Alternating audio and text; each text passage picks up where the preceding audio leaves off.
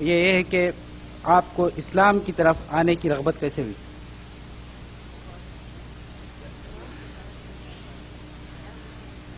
یہ بہت اچھا سوال ہے، لیکن اس کا میں شارٹ میں جواب دوں گا۔ تو ہدایت تو اللہ رب العالمین نے دی، لیکن میں یہ میسج ہمیشہ دیتا ہوں، اور اس سوال سے میں کیونکہ بھول گیا تھا، یہ سوال نے مجھے ریمائنڈ کرا دیا۔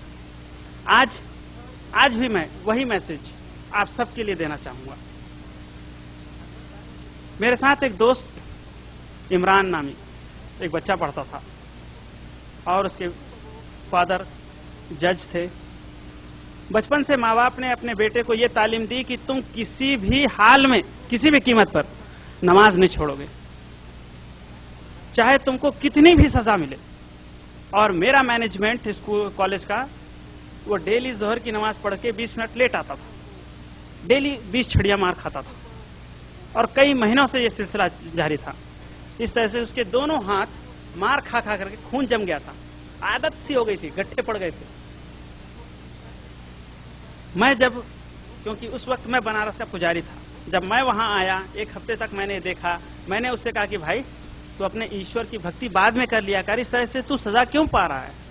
ڈیلی تیرے کو مار پڑ رہی ہے، تو برداشت کر رہا ہے۔ تو اس نے کہا پنڈت جی، آپ اپنے ایشور کی بھکتی کبھی بھی کر سکتے ہیں، صبح دوپہر شام مندر میں جا کر کے، یا تو مندر آپ گھر میں بنا لیں، کیونکہ بھگوان آپ کے انڈر کنٹرول ہوتا ہے، آپ بھگوان کے انڈر کنٹرول نہیں ہوتے۔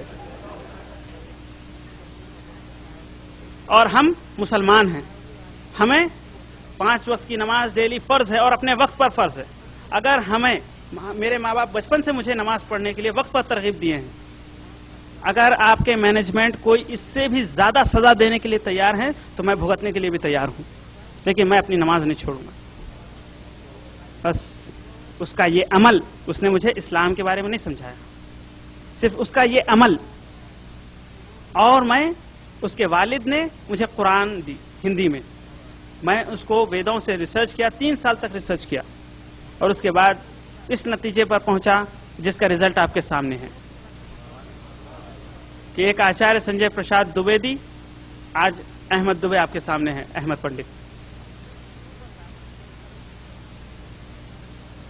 اور میسج جو ہمیشہ ہر ایک کو دیتا ہوں، اگر آج کے بعد یہاں سے آپ اپنے بچوں کو بھی عمران بنانے کی کوشش کریں گے یا عمران بنائیں گے، تو انشاءاللہ وہ دن دور نہیں کہ بہت سارے آچاریہ سنجے پرساد دوبے یا اور بہت سارے آچار، بہت سارے لوگ، گوپال رام راج، جو کچھ بھی ہوں گے، جو شنکراچاریہ ہوں گے، وہ احمد بن کر کے آئیں گے انشاءاللہ تعالی، اگر ہم اپنے اولاد کو عمران جیسا بنائیں گے۔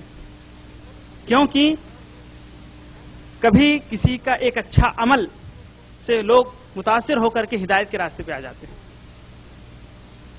میرے دوست عمران کا نماز کا وقت پر پڑھنا، اور اس کا سزائیں وہ جو اس کو دی جاتی وہ برداشت کرنا، میرے دماغ میں ایک سوالیہ نشان پیدا کر دیا، اور جس کا نتیجہ یہ ہوا کہ میں جو کر رہا تھا مجھے وہ ہمیشہ غلط دکھائی دے رہا تھا، اور میں اس کے اپوزٹ سوچتا تھا۔